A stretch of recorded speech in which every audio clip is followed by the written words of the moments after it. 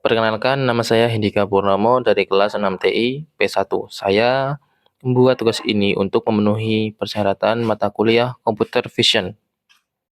Pada kode ini adalah implementasi metode Lucas Kind Optical Flow menggunakan OpenCV. Optical Flow digunakan untuk melacak pergerakan objek dalam video dari satu frame ke frame berikutnya. Nah, kemudian untuk bagaimana cara menggambar garis vektor pergerakan titik, yaitu dengan menggunakan kode cv2.line. Kemudian untuk memberi tanda titik pada posisi baru, yaitu menggunakan cv2.circle. Kemudian menggabungkan frame asli dengan marks, yaitu menggunakan cv2.add. Berikut adalah sampel video yang diberikan dalam soal. Nah, dalam metode ini menggunakan piramida gambar untuk mendeteksi pergerakan dengan lebih baik pada berbagai skala dan resolusi. Hanya titik-titik yang berhasil dilacak yang dapat untuk divisualisasikan. Kemudian, ini adalah hasil dari video yang saya buat sendiri. Pergerakan titik-titik divisualisasikan dengan menggambar garis yang menghubungkan posisi lama dan posisi baru, membentuk reflektor arah pergerakan setiap titik fitur. Juga ditandai dengan lingkaran berwarna. Visualisasi ini ditampilkan secara real-time dan juga disimpan ke dalam file video baru.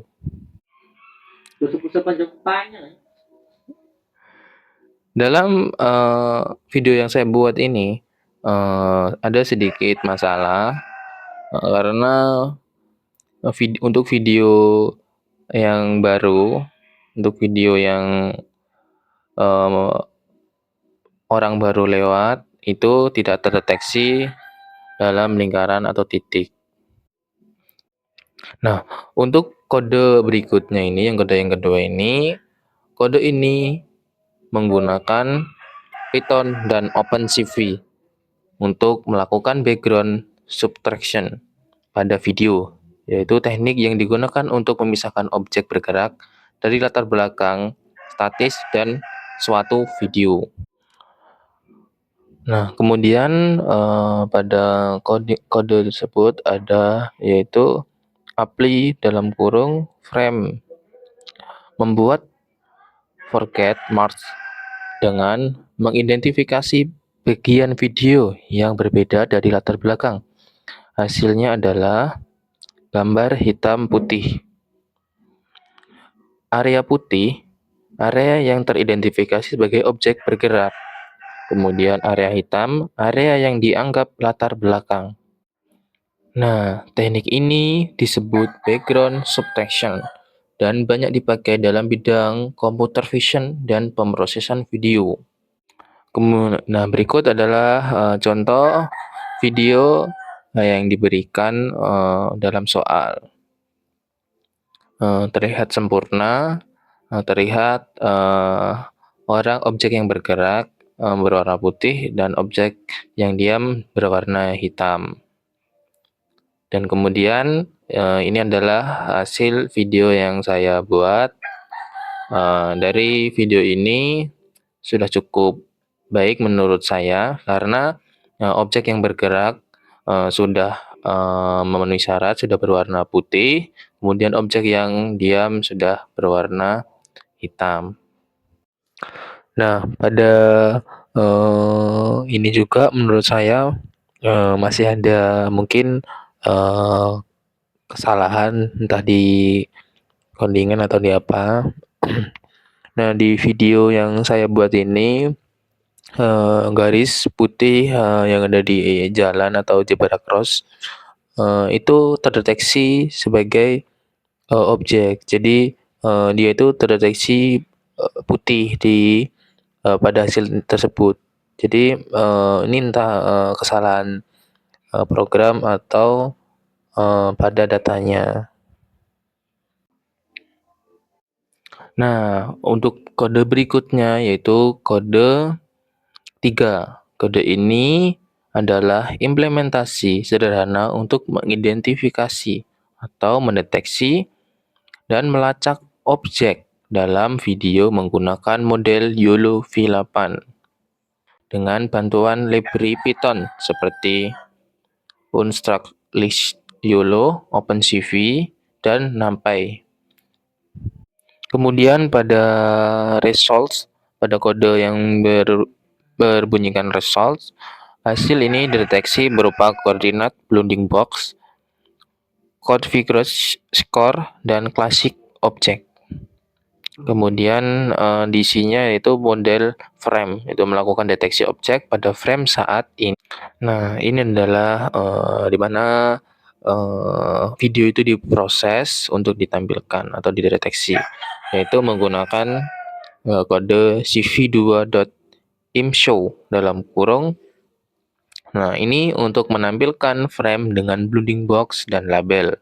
Kemudian cv2.whitekey dalam kurung 30 menunggu selama 30 ms untuk menampilkan frame berikutnya.